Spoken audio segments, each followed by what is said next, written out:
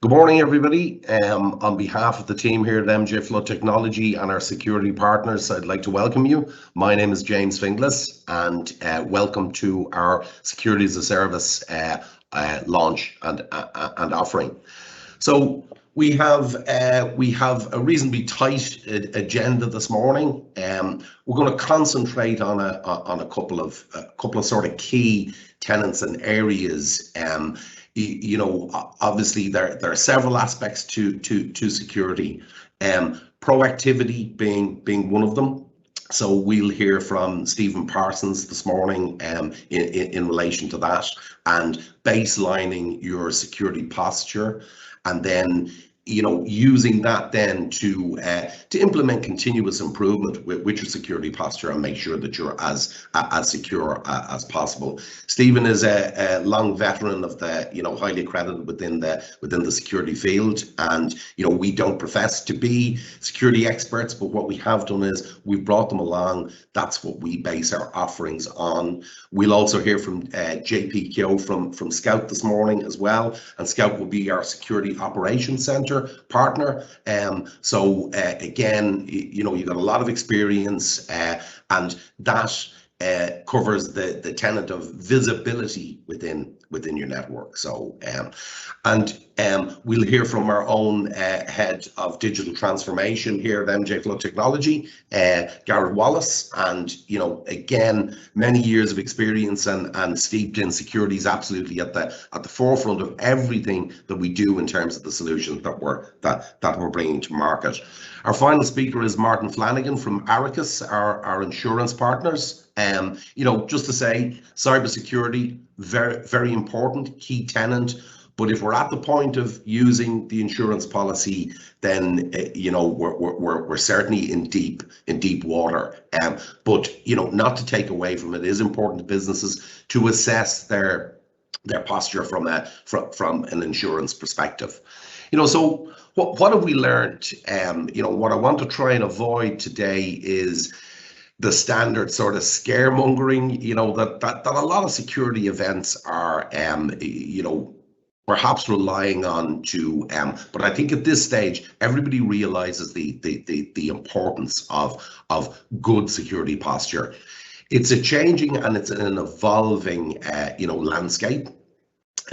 We would say that there's a collective responsibility, from government, from business leaders, from IT, from security specialists, and it's a problem that's absolutely shared. Some of the things that I've learned are, that a threat can exist within your network undetected for 197 days. That is a frightening statistic. So, so it's things like that we're looking to address and to bring those down.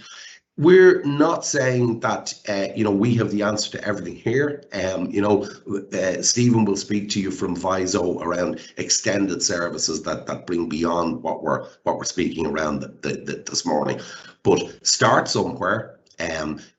Be conscious of security. It's incumbent on us to raise the profile and make sure that our clients are aware. That's not to say that you have to do business with us. If you've got another security partner, that's perfectly fine. But what we're clearly calling out is don't do nothing. So we're seeing from the threat landscape, and everybody will be familiar, it's done to death in terms of the health system and massive profile attack. But what we're telling you is that month on month we are seeing attacks into companies of all sizes, and that's just a fact. One of the problems that we're coming across is that people don't want that publicized. Therefore, outside of the high profile ones, you're not hearing about the small business that has been attacked and disabled, and that is looking for where do we actually go? How do we respond? And that we're seeing a huge amount. One of the things that keeps me awake at night is the supply chain attack vector, and we've had experience of that in the last month ourselves. So thankfully that's one that I can speak to. So in terms of on the 2nd of July, and bearing in mind we actually use our own technology, and we have SKOUT implemented within the MJ Flood technology network. And on the 2nd of July, I was at a barbecue with some friends at 8 p.m. in the evening. I got a call escalation that there were serious threats coming from the Kaseya platform. We moved very swiftly to escalate and close down our VSA server. So following that, there were 1,000 businesses affected with ransomware via their MSPs, the ones that were affected. One of the cases within that was a Norwegian company, and the supplier, or the retail chain Co-op, had 800 stores closed off that attack. So again, look, I'm conscious. I don't want to focus on the scaremongering around it. Now, we avoided that due to our visibility and being able to react quickly to that particular threat, thanks to SKOUT, and it was. But notwithstanding that, our Kaseya platform then could not be brought back online for 7 days, leaving us seriously business impacted anyway. So, it's just to sort of contextualize it in a real sort of form, and to get that message across. So look, I've probably taken enough time in terms of the introduction. And I'm going to move on to our speakers, and conscious that we want to stay on time, and that you get the best effect from this morning's session. So without any further ado, I will introduce you to our first speaker, which is Garrett Wallis, Head of Digital Transformation here at MJ Flood Technology. So Garrett, you're very welcome, and I'll hand over to you now, Garrett. Thanks, James. So good morning. As James mentioned, I'm Garrett Wallis. I'm Head of Digital Transformation here in MJ Flood Technology. I've been with MJ Floods for around 12 years now and worked with most of our customers over that time. This morning, I just wanted to just touch on what the security landscape right now looks like, and how to position, how we're guiding organizations to position themselves in relation to security posture. Some of this is based on experience that we have with customers, both large and small, who have experienced cyber attacks over recent times. Just in terms of what's happening out there, if any Tom Clancy fans will remember a book, Clear and Present Danger, the risk of cyber attack, and in particular ransomware, is a clear and present danger right now. Microsoft just last month have again restated that attacks posed an increased danger both to businesses and to government and infrastructure. It is all about money. The ransomware attacks their sole purpose is to get money out of you, whether it's through extortion, whether it's through exfiltration of data of value, whether it's to target organizations who want to protect their brand and reputation. As James mentioned, we hear about some attacks, but most we don't hear about. By a review by Cyberism over the recent months, indicates that around about 33% of organizations have been hit by ransomware in some format or other. The larger the organization, the more likely an organization is to be hit by it. Paying the ransom isn't an option in particular. It's the final option to maybe assist in recovery, but some statistics there show that even paying a ransom only gets you some of your data back. It doesn't get it all back. The encryption processes that are used in ransomware attacks can destroy data as much as encrypt them. So we'd be familiar with database environments who don't take well to dirty and incomplete shutdowns, which is effectively what a ransomware attack will do. And then just an interesting statistic in terms of the success of a ransomware attack on an organization, and comparing 2020 to 2021, and this is what we wanted to look at. During 2020, 73% of ransomware attacks were successful in encrypting data, but that's dropped to 54% in 2021. And the stopping of attacks before data could be encrypted has risen to 39%, and that's an area where we want to focus. We want to work with our customers to become one of those 39% who were able to stop the attack when it came. And so this is where we're looking at what the security posture is for organizations. Just the impact of a ransomware attack, we hear a lot about them, but you know, fundamentally it's about money. It's the cost of recovery, as much as anything, can be very high, but there's the loss of business revenue during recovery. So 60% of organizations report significant loss. The ransomware demands are increasing. These are US figures, but you know, the figures in Europe match up to that. So a mid-sized organization could expect to see a ransom demand between 100,000 and 300,000 euros. Brand and reputation damage is hugely significant, and there's a related impact of that of C-level talent loss. You know, so the responsibility for an organization and its level of protection goes right up to the top. Organizations have fundamentally had to lay off staff due to financial pressures following ransomware attacks, and many organizations have to shut down their business for a period of time. That may be hours, days, or weeks. But you know, if there's a ransomware attack, one of the first activities that takes place is containment, and a primary containment action is to shut down everything and trust nothing. And so that means that your IT, you become, you're an IT-less organization. And for many businesses, that means that they're unable to function.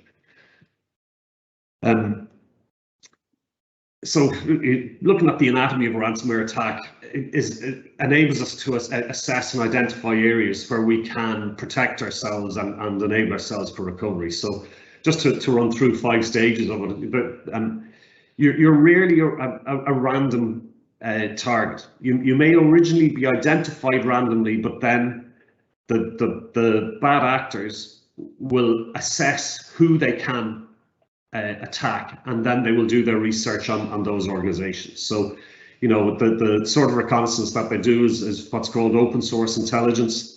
And the use of the dark web, so email and credential markets. We hear about credential loss or email address databases being addressed. So those are sources of attack. So unfortunately, users have a tendency to use the same passwords across platforms. So while it might be a credential loss in a web app, a mobile app platform or social media platform, they may be using the same password for their corporate account as well, unfortunately. RDP access is a primary vector for attack, and internet-facing systems with vulnerabilities, unpatched systems, etc. So the bad actor will go and assess you as an organization and to see how successful they might be against you. So there's a thing of you want to make yourself less attractive to the hacker than your neighbor, effectively, you know, so you don't become the easy target. So that reconnaissance, making yourself less, targeting the reconnaissance that's taking place and making yourselves difficult to attack will remove you from the target. However, if you are targeted, they then move to compromise. Most commonly compromises through email, though it will be internet vulnerabilities that you may have exposed. Supply chain is an increasing vector that James has mentioned right now, and social engineering. I will call out on this that most compromise does involve an element of social engineering and human interaction. In terms of it's a phishing email, somebody clicks on a link, somebody runs a web app that they shouldn't. There's a term that you may have heard of here, but it's the human firewall. So it's that you're to address that compromise is to empower users not to be compromised, etc. We'll come to that a little bit later. Once they have a compromise within the environment, so installed, they've got some malware onto one element of your environment, then that piece of malware will go back to a command and control center. So this is where the bad actors then will pass to that compromised system then the next stages of the attack. So the tools to perform the ransom attack, encryption, etc. But that is a point of tracking, of identifying that external network communication. Again, is another area where you have an opportunity to stop attack. Once they're in the environment, it's all about escalation and traversing across the environment. So they'll do a discovery of your environment. I heard mention one data security researcher reckons that some hackers have performed more discovery and identification of a customer's assets than the customer does themselves in terms of understanding what their environment looks like. They seek for lateral movement, so to move from the first compromised system across the environment, doing that using privileged escalation.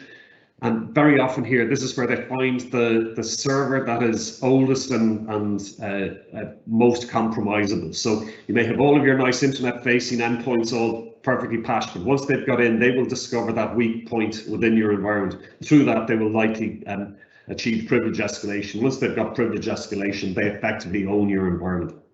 They look for data of value, identify data of value. They'll research your organization. They'll research your insurance status. They'll do financial analysis of your organization, and they'll exploit unpatched systems, all in preparation for the execution of the attack. Upon execution of the attack, they will exfiltrate data first of all, so data of value that they can put up for ransom. So that it's a two-stage attack. They'll encrypt, and then they'll also threaten to release data. They'll encrypt data and backups. So they will target your backups even before they target your primary data. And then they will communicate the ransom demands.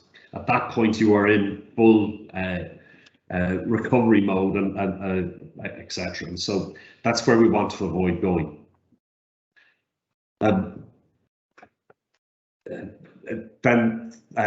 So how do you address it? You know, there's a lot of things that you have to do to address it, and we're all very much aware of it. But what we would say is that you need to take a structured approach to it. There's a number of frameworks that you can apply to how you address cybersecurity. We call out one here, the NIST cybersecurity framework. It has 5 elements of it: identifying and understanding your own environment. Okay, so what are your assets, your key business assets, data assets, etc. And what governance and to assess that environment and to assess your risk management strategy. So there's this analysis, identification phase that needs to take place. You then have the standard protection. So this is what we do a lot, you know, in many organizations. We do try to patch, we do try to secure endpoints, but you have to really up that piece in terms of protection and be proactive about that. And there's then the detect phase, and this I think is a key area of focus. So this is the piece that moves the dial from how successful an attack is going to be. Once you have been compromised, how successful will they be in terms of executing the attack? And this detection phase, this detection area is key, and that's what the guys later on are going to talk about. But that's the area that we would really recommend people focus on. Post-attack, you have compromise. You have to have a response plan. And this is a business issue. It's not an IT issue. It is the whole business has to be engaged in relation to planning for the response to an attack.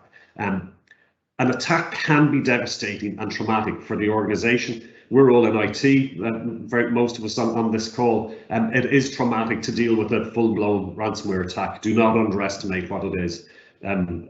Decision overload in the initial hours in terms of what do you do. The number of personnel that are available to you just can't do everything. So this response plan has to be in place. And then after that, as you respond, how you recover the organization.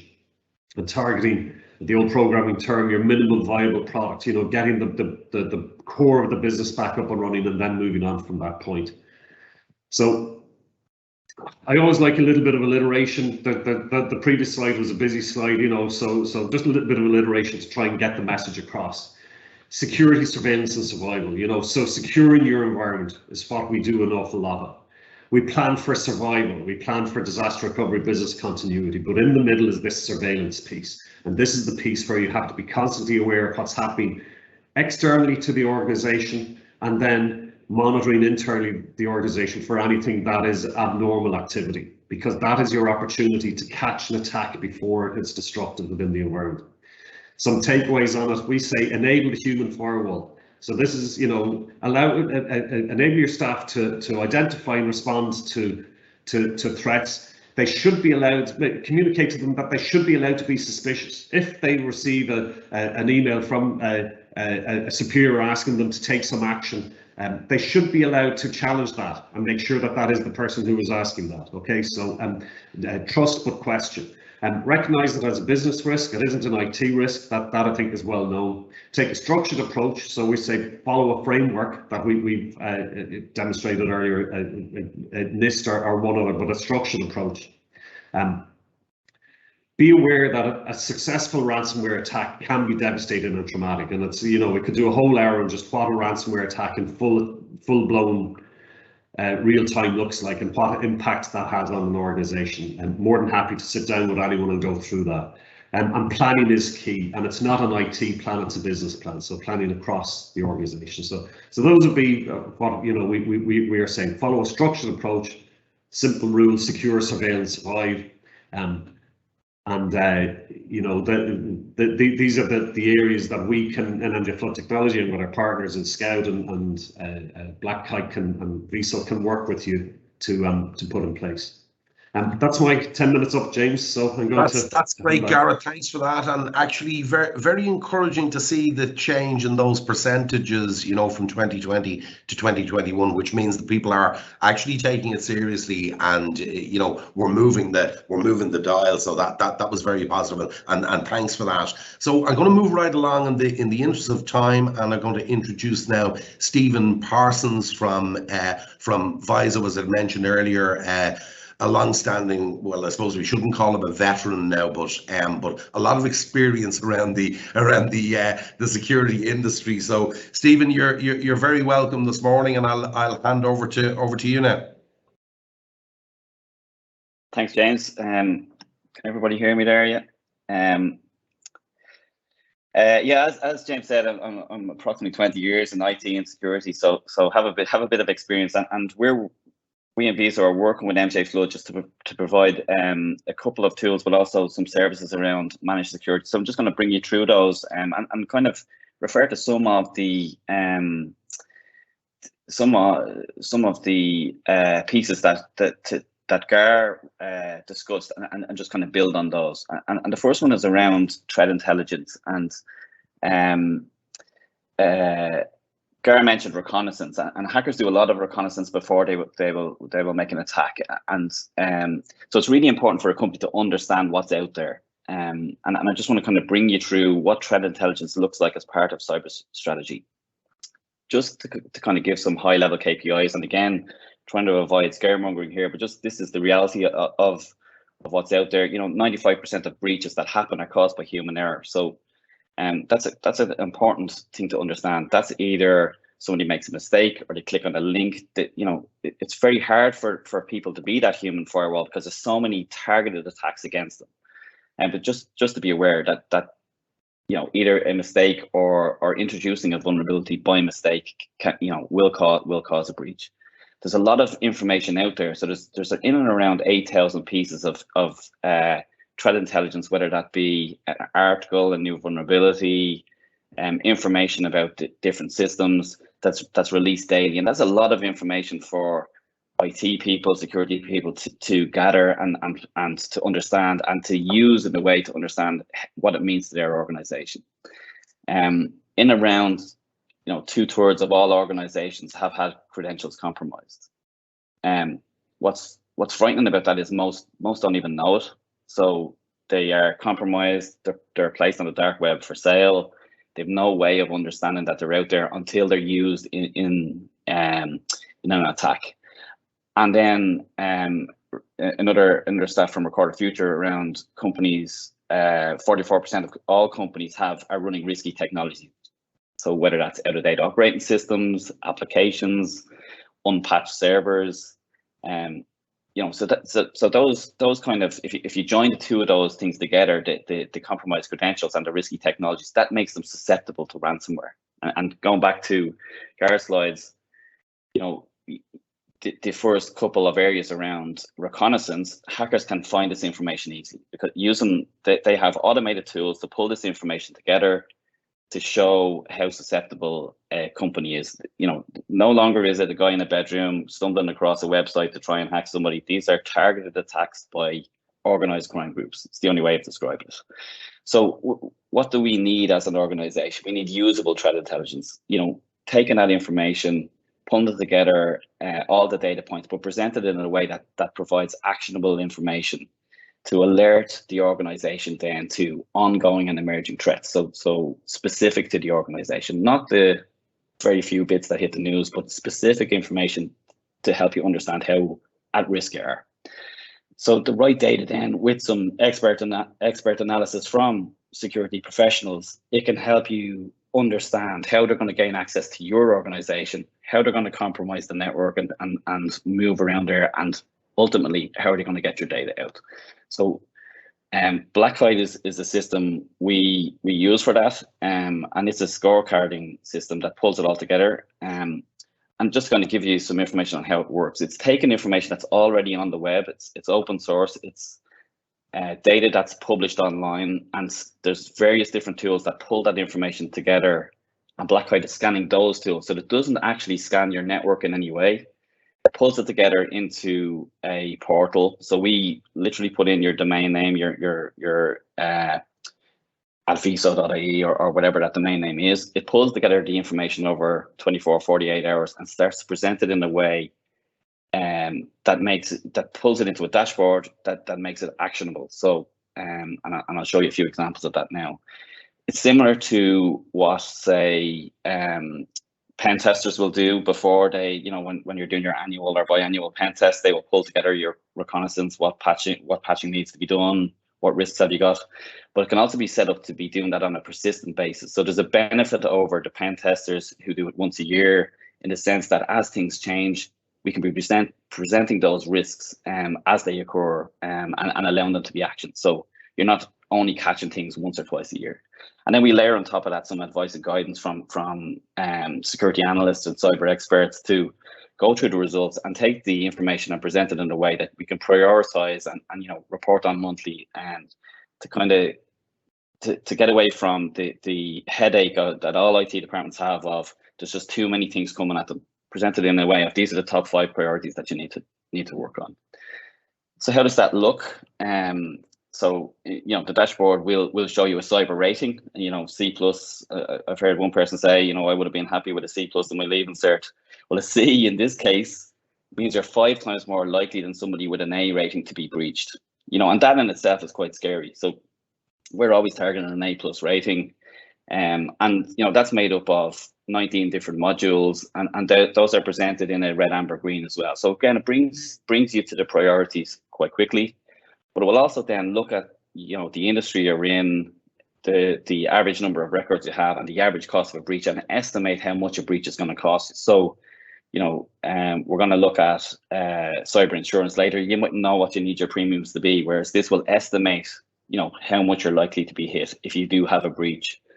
What is the maximum amount of cost, minimum, maximum, in terms of what a breach will look like, based on the number of PII records you have in your network.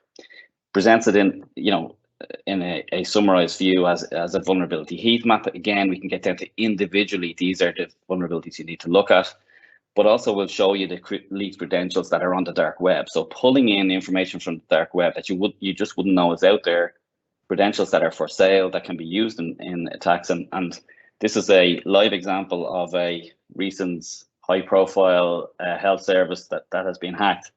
And they had 168 breaches, or 168 credentials that were on the web to be used. And it's known in the reports around how that attack happened, that leaked credentials were used to pivot in the network.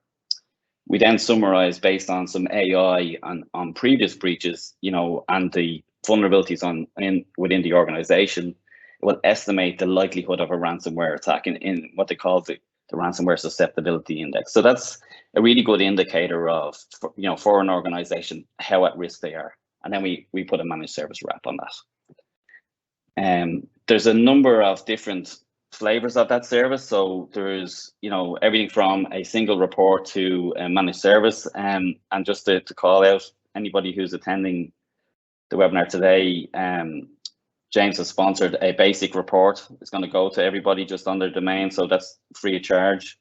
But then we offer then some services around that where we will do a review. We will, you know, turn it into a presentation with these are the priorities that priority actions that you need to look at, and we can move that up to a persistent scanning service. So it's, you know, 12-month license, and if you have an IT team or a security team that are interested in that, we can just sell you the license, or we can do a managed service wrap around that.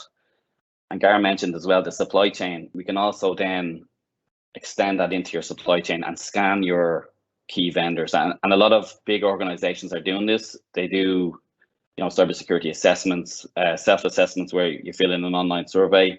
Well, they're also then running reviews to make sure what's coming back in the assessments is what's happening in real life. You know, that companies are actually patching, say, their vulnerabilities and so on.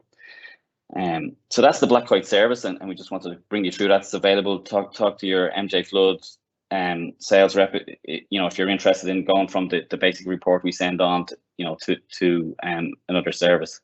Just on top of that, we also then provide security management as a service. So, you know, Gar brought you through the likes of the NIST cybersecurity framework, which is an ISMS.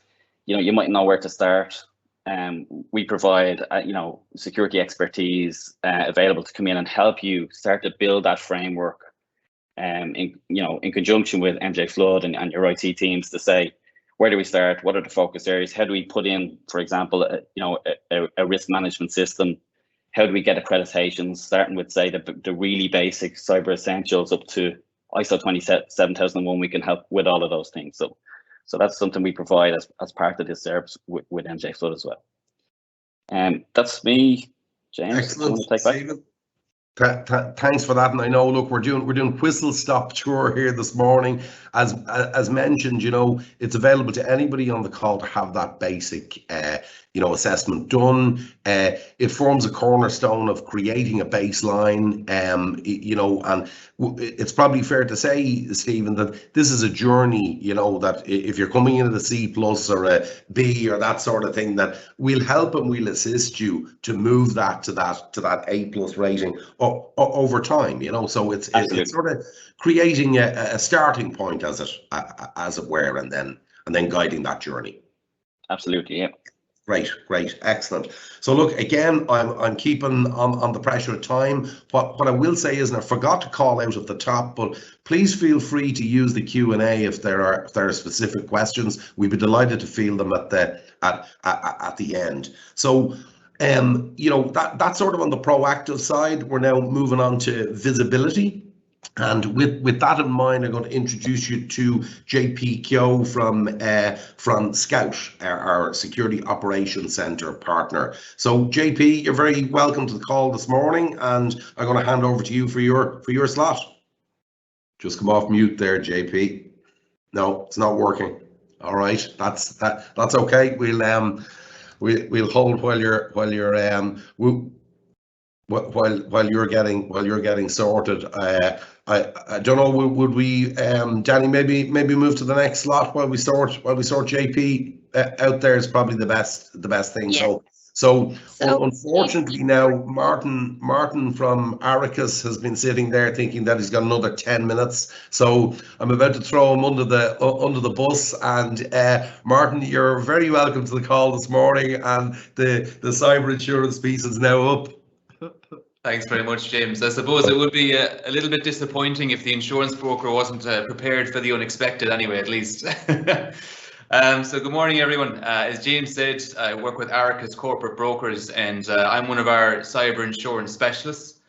What I'll do today is give a basic rundown really of how cyber insurance works and what it can do. But I think it's important to remember as well, as James mentioned earlier, that cyber insurance shouldn't be relied upon. It works in conjunction with all the services which the likes of MJ Flood, which everyone is providing here as well. So it's a parachute which works in conjunction with your IT security. I think over the last few years, we've seen some fairly significant hacking attacks in Ireland, especially over the last number of months. There's been some notable cases, and we've heard about some very serious data breaches as well. And whilst these cases, I think, have helped to spread awareness about the problem, I think a significant issue that I see speaking to clients on a daily basis is that there's an idea or a view that this wouldn't happen to me. That's why we don't need to purchase this add-on or get this type of insurance or pay for this service. But cyber risks are now a fact of life for any business that deals with electronic data, and the threats can come from any number of sources, as like Stephen and Garrett have mentioned already. It could be an organised criminal gang or negligent employees. And what I'll do here, I'm just going to bring up our slides here as well. So it's not just large companies which are being affected. Cybercrime can affect any company at all. So just one moment there and we can get the presentation up. Just hopefully everyone can see the slides there now. So cybercrime is the most prevalent economic crime in Ireland, and it accounts for 69% of economic crime here, compared with 34% globally. And this means that SME businesses are facing this threat every day. So criminals are targeting the most vulnerable, not the most valuable. And it's a hugely significant finding as well when you think that Ireland is Europe's largest data hosting cluster here. So some estimates state that up to 30% of electronic data relating to EU citizens is held in servers that come under Irish jurisdiction. And although we do have a significant number of tech companies in Ireland at the moment, it isn't just IT companies which are being affected by cybercrime and cyber incidents here. There's a full spectrum of industries which are being affected. And if we look here at the claims by industry, and these statistics are provided by AIG Insurance, we can see that it's the full spectrum here is being targeted. And even if we look at the top 3 industries here, professional services, financial services and business services, that encompasses a broad spectrum of businesses here. So it's not just particular industries. What we're seeing on a daily basis and what insurers are seeing is that it's across the range. Now, the type of claims which are being reported, so if we look here, and these statistics are again provided by AIG, we can see that 50% of the claims that are reported to AIG were derived from social engineering fraud, ransomware, data breach by hackers, and data breach due to employee negligence. But as Stephen mentioned earlier, up to 95% of all cyber incidents are initially started due to human error, and any business can be affected by this threat regardless of what security protections you have in place. Anyone could be affected by this. But how, I suppose, does cyber insurance actually work? And before we delve into the actual very specific covers, to explain it, say in a general example, if you think of it in the context of a comprehensive car insurance policy, if you're driving down the road and someone slams on the brake in front of you and you rear end them, your comprehensive car insurance will cover the cost of the damages to your own car. Likewise, your cyber insurance policy, if you suffer a social engineering attack, will cover the costs of the damages to your IT systems. Then you may have to pay for the costs of the other person's car after you rear-ended them. That's the third party element of your comprehensive car insurance. Likewise, a cyber insurance policy can cover damage you cause to another person or company's systems if, say, you inadvertently sent on an email with a virus on it, or if you were to breach someone's data by sending out the information to an individual who shouldn't have had it. Then, whilst your car is off the road, your car insurer might give you a car to keep you going. With a cyber insurance policy, there's business interruption cover to cover the loss of your profits whilst you cannot trade if your systems are down. And that's really, in a nutshell, how cyber insurance works in a very basic format. But what about the specific covers then? If we look at extortion and ransomware demands, and as the guys have mentioned, there was a fairly well-known ransomware attack in Ireland over the last few months, which has really spread awareness about this, and we get a lot of inquiries we have been getting a lot of inquiries over the last few months since that occurred. And Garrett gave us a brilliant explanation and analysis of how a ransomware attack occurs and what it can do to your systems.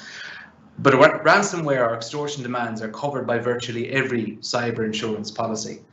So if somebody gains access to your systems, encrypts your files and demands a ransom, the insurance cover will cover the ransom demand itself, but insurers will try and gain access to the systems first where possible. So that may be engaging with your existing IT security experts, or if you cannot get access to them, they can put you in contact with somebody who can assist. I actually had first-hand experience of one of these attacks in a previous company I worked with, where a staff member opened an attachment on an email. A virus was spread throughout the systems and the files were encrypted. Now, at the time, the insurance wasn't actually relied upon. The company was able to use their IT security providers. They got on site and were able to unencrypt the files. But the issue was that that same staff member did the same thing twice more in the space of 9 months following that incident. So safe to say the managing director was none too pleased with them. Now, some additional covers which can be included with cyber insurance are also social engineering fraud or cyber crime. And this is probably becoming the most prevalent form of claim you will see under a cyber insurance policy. To give an example, and we've unfortunately seen a lot of examples of this with our own clients over the last number of months. We had a firm where a member of their accounts team received an email which looked to be from Microsoft. The email asked them to put in their email address and password into a link and said their account had been suspended, but if they put in the details, it would be released. It was actually a third party controlling that link. They then gained access to that staff member's email account, watched emails going in and out, and were able to target some lucrative payments. They then changed the details on the invoice, and over the course of 4 weeks, over a number of payments, that company lost a 6-figure sum.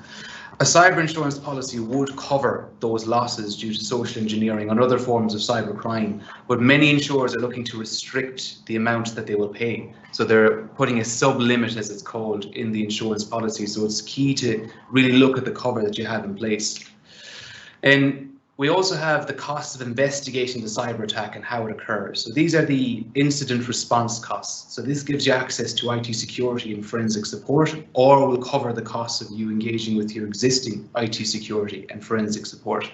It will also give you legal advice, so they'll give you access to solicitors or legal professionals 24 hours a day to give you advice on how to manage the issue and perhaps engaging with the Data Protection Commissioner. And then if there has been a large data breach, you may have to notify individuals of that, and it will cover the notification costs. Now, another element of cover will be claims from third parties for data breach. So this is going to become significant over time, especially with GDPR.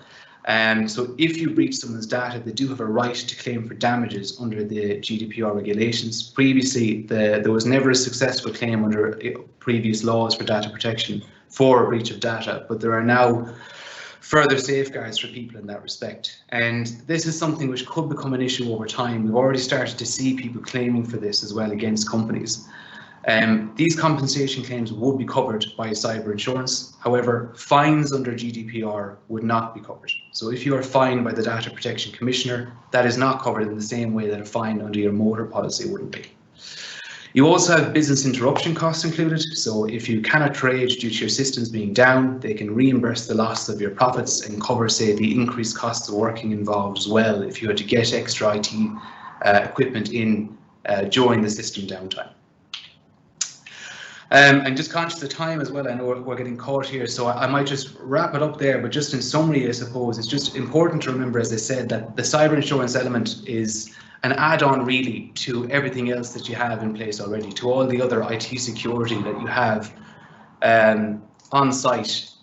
It's just there essentially to protect you in the worst case scenario, okay? But I think that's me. If we want to move on, James, I know we're getting tight for time.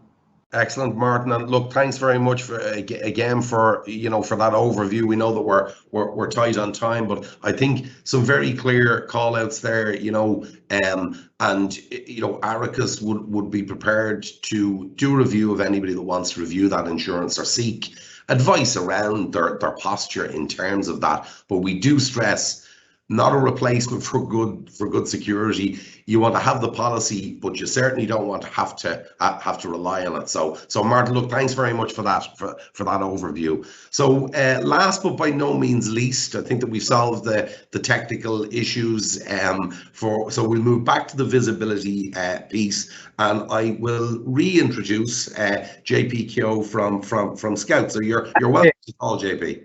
Wouldn't you think, James, after 2 years, I'd figure out how to unmute myself? Well, some would say, JP, that we were trying to keep you quiet, but look, you have the floor now, so away with you. And thank you, James, and to the wider team. It's great to be involved. Some of the things you definitely spoke about at the start in terms of the changing landscape, James, and how it's evolving. It's actually, as some of the other people have mentioned, it's accelerating. The problem is accelerating. It's only getting worse, and it's bigger than us all put together. So I think the key thing I'm certainly seeing here today is about partnership. So for the folks on the call, and you're running your small business or medium business, whatever it might be, private or public sector, getting strong partnerships with companies like MJ Flood is going to be the way in which we all sort of navigate this problem. So maybe to thread the needle a little bit, James, one of the things that we've seen over the last 10 years really is there's the one key driver around this problem is the lack of talent. There's a tremendous lack of talent globally. I know we spoke about it before as well. There's 4 million open cybersecurity positions. So that alone is accelerating the problem. And I'll just share my screen for a few minutes. I'm not going to labor too much on the presentations, but it'll help sort of articulate it. So that lack of talent is really driving the problem. A tremendous lack of talent globally. It's getting worse. And as Garrett mentioned earlier, there's probably what we're seeing is 3 main issues right now today for businesses out there. So business email compromise, phishing, ransomware that Garrett went through as well, and then more and more regulations, and as you said, James, third-party due diligence. And MJ Flood have built offerings to solve all those problems, and I'm going to touch on where we help in that respect. But again, that's the biggest issue, is this lack of talent. On top of that, and Stephen, you said you've been around 20 years, and it's flown by, I'm sure, but in that length of time alone, it's like a compound effect. There's more data, more devices. So the complexity that is involved in securing your information is enhancing, and that means it's getting more difficult to secure environments, particularly as people obviously move to work from home. Is accelerated, and regardless of the size of business you're in, your attack surface has increased. So MJ Flood do a great job in helping customers navigate all of that. But I think maybe just to bring it back to, what can you do today? And, on top of that lack of talent, on top of the fact that the problem is getting worse and accelerating, there's probably, and the folks in the call have touched on elements of this. This is maybe the best way to view your business today. And as James said at the start, doing nothing is like going in reverse. You have to take a proactive stance. So number one, and the MJ Flood team, particularly the account managers, do a great job in guiding you through this. Obviously, you have to establish what you want to protect the most first. So what are your data and systems that you have? Where is that? How is it protected? It's called concentric rings of security. So, some people call that the cyber kill chain. So if your firewall misses something, what else have you got in place to pick it up? As Stephen went through the scanning, the identification of vulnerabilities, training your staff, another element of it. So that is table stakes now. It's something we all have to continue to improve. Where we come in, and as much as I say it's the MJ Flood team. We've a service inbuilt within MJ Flood that again provides visibility. You'll hear different terms, whether, and Garrett mentioned, the NIST framework and detect phase. or surveillance. You hear the word SOC or SIEM. Ultimately, visibility within your environment. So for your business today, you're protecting that information, but do you know you have a problem? The average length of time from when something happens, on average, within your environment to when you know about it is 197 days. That's in UK and Ireland right now. It's a long, long time. If somebody, you know, if you take it back to your home and somebody, you know, got into your home and stayed there for over 200 days, like, you're going to want to know about it. So it's really knowing you have a problem. It takes the response time down, and it's the key difference in solving this problem. And definitely picking a framework that makes sense. What does good look like? So you don't stop there, you have to continue to improve. So they're the basic steps. We come in at step number 3. So at a, again, high level, we're collecting all of your events, your network events. Take it on your, for those that are familiar with their cloud environment, maybe Azure, AWS, your on-prem infrastructure, your Office 365 infrastructure, analyzing it in what we would term a SIEM. But the real benefit is that there's people sitting behind that. So these are security operation analysts that review all of that information and work hand in hand with MJ Flood to help remediate and reduce that response time down. So that's the piece of the puzzle we help with. I think you made Garrett, a good overview on the autonomy of an attack. This is almost like an iteration of it as well. So you think about what MJ Flood do today, and your critical data is in the middle, and they're protecting it here with all those concentric rings of security. But these bad actors now, they're using different mechanisms to get in there, and one is email. And as an example, again, sending emails into your environment, somebody invariably clicks on the link. Attackers then can move laterally and again find a foothold within your environment. But ultimately, they call back out and say, "Hey, I'm in now. I'm in such and such company, and I'm going to stay and look and learn and see." I find somebody called James Finglas who might have, admin credentials for certain data, and that's the autonomy of an attack. And it's exactly that is where we go hand in hand. So again, making sure that you're protecting your data with MJ Flood and continuing to make investments and improvements there. But unless you know how you have a problem, it's very, very difficult to resolve. So about reducing that response time down. They're the key benefits there, James. Excellent. Look, JP, thanks for that. And again, I know we're trying to cover an awful lot of information in very short windows, but we're very happy to sit with any client and actually step through any of the solutions and how they relate, and and how we can help and assist from any of the aspects that you've seen this morning. I'll just call out, once again, Arachas can review in terms of your insurance cover. They'd be happy to do that, and ensure that your posture is correct in terms of that.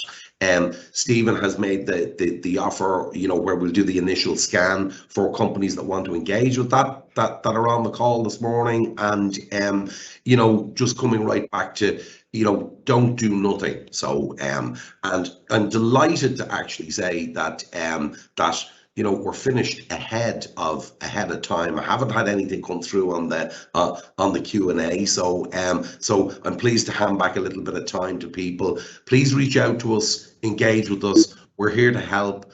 If you already feel that you've got the correct levels of cover in place with other organizations, absolutely happy, with that. We are here to help and assist. As all of the contributors have said, it's collective responsibility, guys. We can't do it in isolation. It has to be done through good quality partnership. And on that note, I thank you all for your attendance and for giving us your time this morning, and we'll wrap up the call with that. And thank you to all the contributors as well this morning. Thanks a lot. Goodbye.